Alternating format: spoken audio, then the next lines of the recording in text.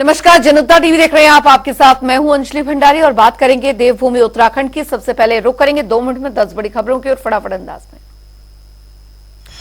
रामनगर में प्रशासन ने सैलानियों की सुरक्षा को लेकर उठाए कदम। कॉर्बेट पार्क में जिप्सियों पर जीपीएस लगाना किया शुरू। पिछले 1 वर्ष में 100 से ज्यादा जिप्सियों पर हुई कार्रवाई। देहरादून में महिला ने फांसी लगाकर दी जान। महिला के परिजनों ने ससुराल पक्ष पर लगाए आरोप। परिजनों ने पुलिस पर दर्ज करा मुकदमा। चंपावत में होटल के कमरे में पंखे से लटका मिला युवक का शव। होटल के स्टाफ में मचा हड़कंप। पुलिस ने शव का कराया पोस्टमार्टम। चंपावत में बस अनियंत्रित होकर हाईवे पर पलटी। हादसे में 17 मजदूर हुए घायल। मामले की जांच में जुटी पुलिस।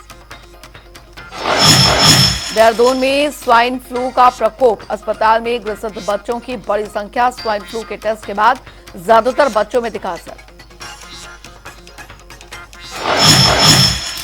जसपुर में कांग्रेस विधायक ने पटवारी की कार्यशैली पर उठाए सवाल। पटवारी की गिरफ्तारी पर पटवारियों ने की हड़ताल। विधायक ने दर्ज कर करवाई शिकायत। लोगों को मतदान के लिए किया गया जागरूक। रंगोली और मेहंदी प्रतियोगिता का किया आयोजन। लोगों से की मतदान की अपील। देहरादून में नगर निगम की होगी व्यापारियों पर बड़ी कार्रवाई। अधिकारियों को बकायेदारों की सूची तैयार करने के दिए निर्देश। रुद्रपुर में आंगनबाड़ी वर्करों ने किया धरना प्रदर्शन। अपनी मांगों को लेकर दिया धरना। वेतन में बढ़ोतरी करने की कड़ी मांग। चारधाम यात्रा को लेकर तैयारी तेज। व्यवस्थाओं को लेकर सभी विभाग पूरी तरह एक्टिव मोड पर। 15 अप्रैल तक व्यवस्थाएं चाक चौबंद करने के निर्देश।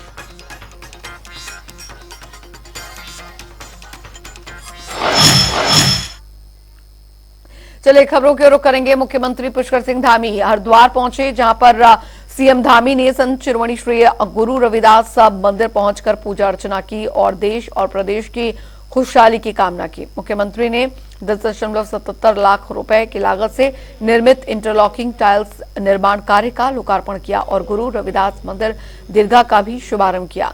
उन्होंने विभिन्न प्रतियोगिताओं में प्रथम स्थान प्राप्त करने वाले 6 प्रतिभागियों को सम्मानित किया।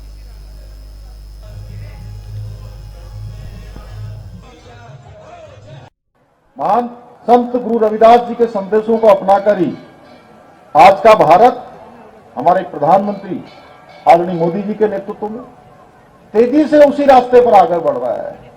आपने देखा होगा कल उन्होंने बनारस में जाकर पूज्य गुरु संत रविदास जी महाराज को नमन किया, उनको याद किया, उनको श्रद्धांजलि व्यक्त की।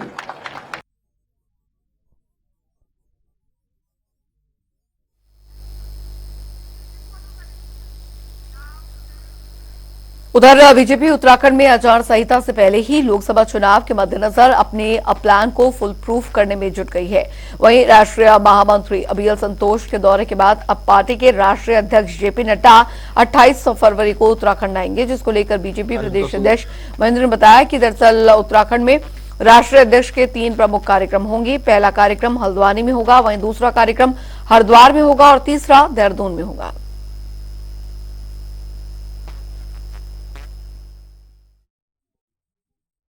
28 तारीख को राष्ट्रीय अध्यक्ष जी का आगमन है।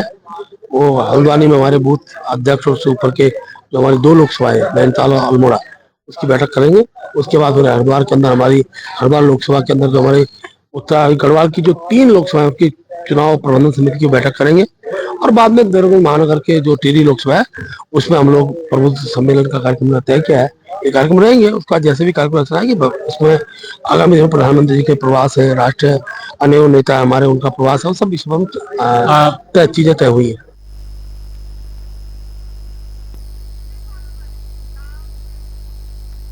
उधर आपको बता दें कि उत्तराखंड विधानसभा का बजट सत्र 26 फरवरी से शुरू हो रहा है, जिसको लेकर प्रदेश के वित्त और संसदीय कार्य मंत्री प्रेमचंद अग्रवाल ने कहा है कि पीएम मोदी के 4 विजन को लेकर बजट को प्रमुखता दी जाएगी, जिसमें महिलाओं, युवाओं, गरीबों, अन्नदाताओं को फोकस करेंगे। सबका साथ सबका विकास, सबका विश्वास, सबका प्रयास के तहत जो भी अच्छे प्रावधान होंगे हम करेंगे। साथ ही मंत्री प्रेमचंद अग्रवाल ने कहा कि विपक्ष पर हमला बोलते हुए कहा कि कांग्रेस का जो स्वभाव है, जो प्रवृत्ति है, वो भ्रामक प्रचार की रही है। आज कांग्रेस के पास कोई मुद्दा नहीं है और जनता का कोई मुद्दा उठाने की स्थिति में कांग्रेस नहीं है। देखिए, विपक्ष में मुख्य रूप से कांग्रेस का जो स्वभाव है, जो प्रकृति है उसकी, जो उनकी प्रवृत्ति है, वो भ्रामक प्रचार की रही है। और आप ये देखिए कि आज कांग्रेस के पास कोई मुद्दा नहीं है, वो जनता का कोई मुद्दा उठाने की स्थिति में नहीं है। ये कह रहे हैं हम गैरसैंण में हम इस सत्र को करते, लेकिन जब यदि माना अनेकों विधायकों ने ये लिख के दिया कि ये सत्र हमारा देहरादून होना चाहिए, और उसमें जहां कांग्रेस के विधायकों के भी सिग्नेचर हैं, अन्य विधायकों, निर्दलीय और भारतीय जनता पार्टी के विधायकों के भी सिग्नेचर हैं, तो क्या सरकार उनकी भावनाओं का निरादर करे? और आपके पास यदि कोई मुद्दा नहीं है तो गैरसैंण का मुद्दा बनाने वाले आप होते कौन है? उधर उत्तराखंड की पांचों लोकसभा पर दरअसल जीत हासिल करने के लिए बीजेपी ने नया फॉर्मूला तैयार किया है। प्रदेश अध्यक्ष महेंद्र भट्ट की माने तो पहाड़ी क्षेत्रों में हर पोलिंग बूथ पर 10% मतदान में वृद्धि करना और मैदानी क्षेत्रों में हर बूथ पर 370 से ज्यादा मत हासिल करना पार्टी का लक्ष्य है। देखिए, पहाड़ में हम तो अधिकतर मत हमारे पक्ष में प्राप्त होते जब पोलिंग होता है। हमने तय किया कि इस बार हम 10% मतों में वृद्धि करेंगे, लेकिन साथ साथ जो मैदानी क्षेत्र के बूथ है, हमने तय किया कि मैदानी क्षेत्र में जहाँ बहुत अच्छी संख्या मतदान होता है, वहाँ पिछली बार पड़े हुए वोटों में हम 370 अतिरिक्त वोट हमको प्राप्त हो, उसका हम प्रयास करेंगे। तो 370 वोट का असर अपने श्यामा प्रसाद मुखर्जी को श्रद्धा का विषय भी रहेगा, तो इसके दृष्टि हमने लिया। और पहाड़ के क्षेत्रों में, क्योंकि पहाड़ में तो इतने मत बचे नहीं रहते, बड़ी संख्या में लोग मतदान करते हैं, तो 10% पिछली बार की पोलिंग में 10 अतिरिक्त मत हमको प्राप्त हो। जो बूथ हम हारे थे उन बूथों के लिए हमने स्पेसिफिक कार्य योजना बनाई है। मेरे और मुख्यमंत्री जी का उन विधानसभा में पहला दौरा 4-5 मार्च से हम लोग प्रारंभ करेंगे। और चलिए फिलहाल वक्त एक छोटे से ब्रेक का, और चला है, फौरन लौट रहे हैं।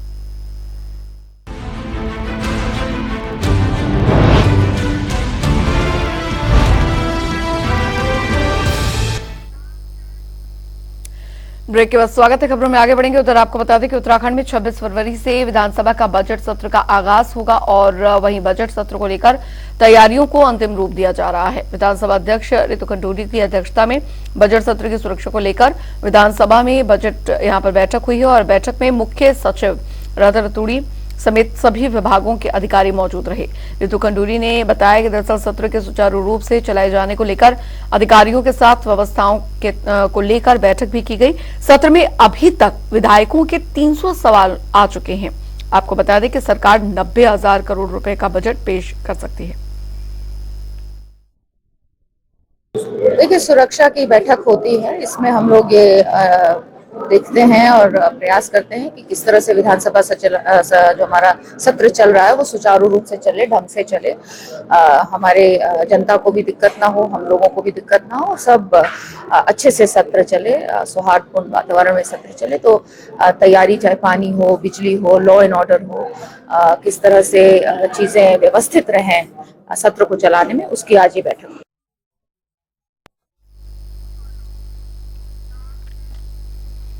उधर आपको बता दें कि मंगलौर उपचुनाव करीब हैं और जहां पर एक और सभी पार्टियों ने अपने अपने प्रत्याशियों की घोषणा लगभग कर ही दी है, तो वहीं बीजेपी ही एकमात्र ऐसी पार्टी है जिसमें प्रत्याशियों की लंबी फेहरिस्त सामने आ रही है।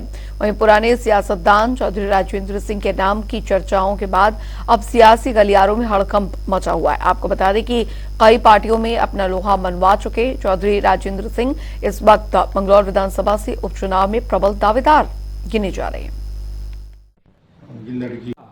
देखिए, उपचुनाव है और अभी तो कोई घोषणा नहीं है, पर उम्मीद ये करी जा रही है कि लोकसभा के साथ ही विधानसभा का भी उपचुनाव होगा और भारतीय जनता पार्टी के भी कई दावेदार हैं उसी कड़ी में मैं भी उनके साथ विचार कर रहा हूँ कि अगर पार्टी अच्छा समझेगी तो वहाँ से उपचुनाव में लोगों के भरोसे पे विधानसभा चुनाव लड़ पाएंगे।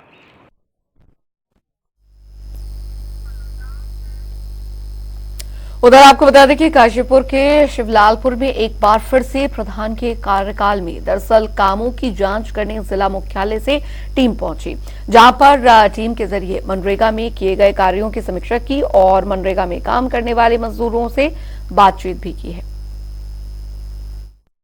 अभी कुछ बिंदु थे जिनपे मनरेगा के तहत जो काम किया गया है इस ग्राम पंचायत में, उनसे संबंधित कुछ शिकायतें थी, जिनके निरीक्षण के लिए देखने के लिए स्वयं हम लोग यहाँ पर आए और आकर के कार्यस्थल पर पहुँच करके हमने देखा है जाकर के। अभी इसमें कुछ संबंधित अधिकारियों की आख्या ली जाएगी और उसमें क्रॉस जांच करके जो भी दोषी पाया जाएगा उसके विरुद्ध कार्रवाई की जाएगी।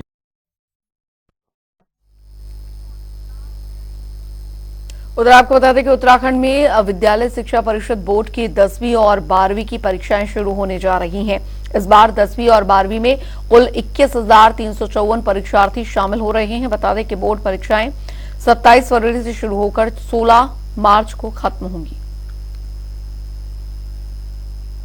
परिषदीय परीक्षा 2024 में सभी तैयारियां पूर्ण की जा चुकी हैं। सुरक्षा को लेकर के और प्रश्न पत्रों की भी सुरक्षा को लेकर के सारी तैयारियां पूर्ण हो चुकी हैं।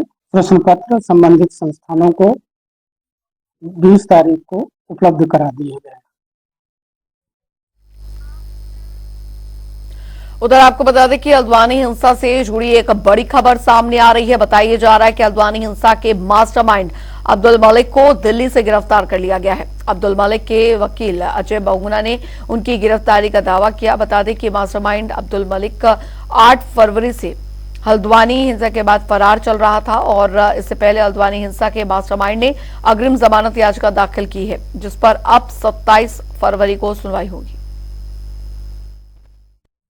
देखिए, मेरे जो हमारे कुछ सूत्र हैं दिल्ली में, तो उनके थ्रू बताया जा रहा है कि उनको अभी जो है अरेस्ट कर लिया गया है। कहाँ से अरेस्ट किया है? दिल्ली से ही। दिल्ली से।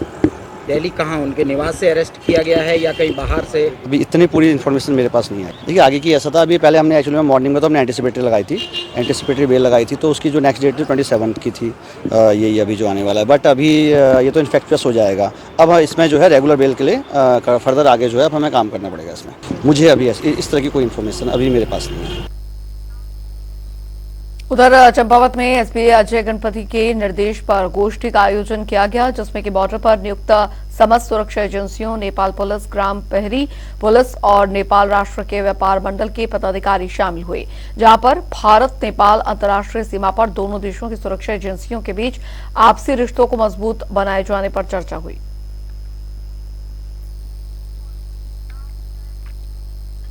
बीते समय राजधानी देहरादून में गुलदार की दहशत देखने को मिली थी, जिसे पकड़ने में उत्तराखंड वन विभाग अभी तक कामयाब नहीं हो सका है। वहीं गुलदार के पकड़ में न आने की वजह से अब गुलदार बाहुल्य क्षेत्रों में अभी भी दहशत की स्थिति बनी हुई है। चलिए, उत्तराखंड की खबरों में अभी के लिए फिलहाल इतना ही। आप बने रहिए जनता टीवी के साथ।